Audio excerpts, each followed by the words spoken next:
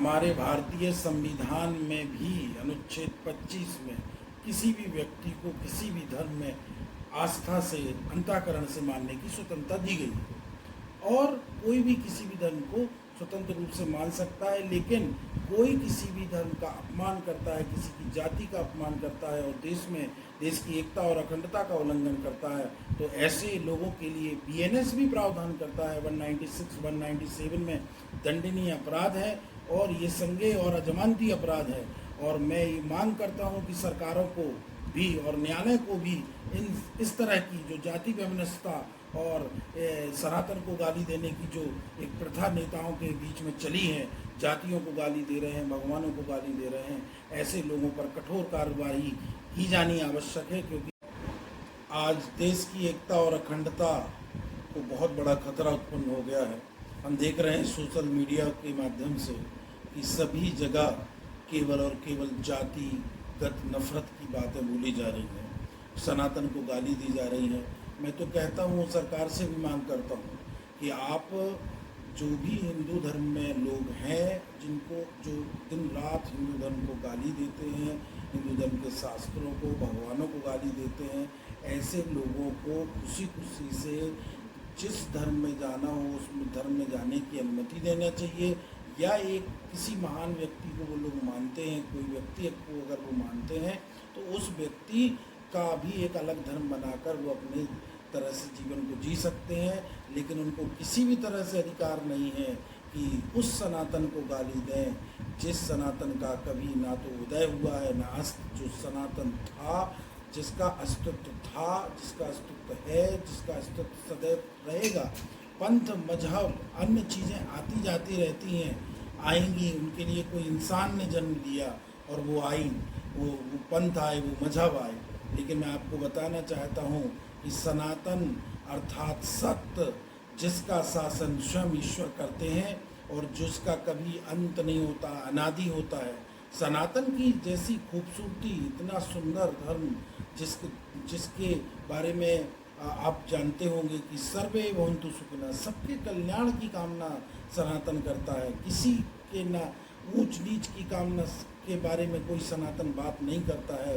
सनातन सबको एक समान समझता है, सबको, जहाँ तक कि किसी जीव, एक चींटी और एक इंसान में सनातन भेद नहीं करता है। पेड़ों की सनातन पूजा करता है, सनातन नदियों की पूजा करता है, सनातन इंसानों की पूजा करता है। कितने कितने लोग, ये तो हम लोगों ने आपस में जातियों में एक दूसरे को बांट के रखा है। वास्तविकता में सनातन से खूबसूरत कुछ नहीं हो। सनातन ही एक ऐसा धर्म है जिसके कारण आप उसको गाली दे पा रहे हो। और क्योंकि वो हर प्रकार के आपके विचारों को आमंत्रित करता है, हर प्रकार की व्यवस्था सनातन में रही, हर प्रकार के विचार सनातन में रहे। लेकिन इस तरह से किसी ने सनातन के मूल को, सनातन की मूलता को पर किसी ने प्रश्न चिन्ह नहीं उठाया। आपका किसी बात को लेकर, किसी चीज़ को लेकर मतभेद हो सकता है, आप जाइए उन गुरु जो उस चीज़ों के जानकार है, सनातन के जो जानकार हैं, या जो वास्तविक रूप में जो सनातन को जानते हैं, उनके पास जाइए और अपने प्रश्नों को रखिए। और अगर आपको लगता है कि सनातन सत्य नहीं है, तो आप फिर किसी और मजहब और धर्म में जा सकते हैं या अपना एक अलग नया धर्म बना सकते हैं। लेकिन आपको गाली देने का किसी अधिकार नहीं है। सनातन जिसका कभी अस्त नहीं होता है। कई अंग्रेज आए, मुगल आए, कितने लोग आए, लेकिन सनातन था, सनातन है और सनातन रहेगा। मैं उन मूर्खों को भी बताना चाहता हूँ कि किस सनातन को आप खत्म करेंगे। इसी सनातन में राम आए, कृष्ण आए और कितने बुद्ध आए, इसी सनातन में, इसी में महावीर आए। गुरु गोविंद सिंह के सनातन को खत्म करेंगे, जिसके लिए गुरु गोविंद सिंह ने अपने पुत्रों का बलिदान दिया।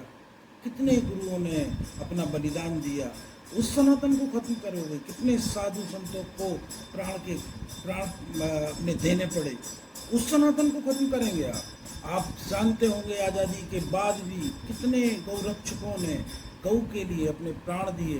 क्या आप ये जानते नहीं कि सनातन में कितने बलिदान हुए हैं? सनातन था, सनातन है और सनातन रहेगा। जो इसको मिटाने की बात करते हैं या किसी तरह से उस पर आक्षेप करते हैं तो वो लोग मूर्ख हैं, उन्होंने सनातन को पढ़ा ही नहीं है। जिस दिन कोई सनातन को पढ़ लेता है तो उसके अंदर से तो भेद खत्म ही हो जाता है।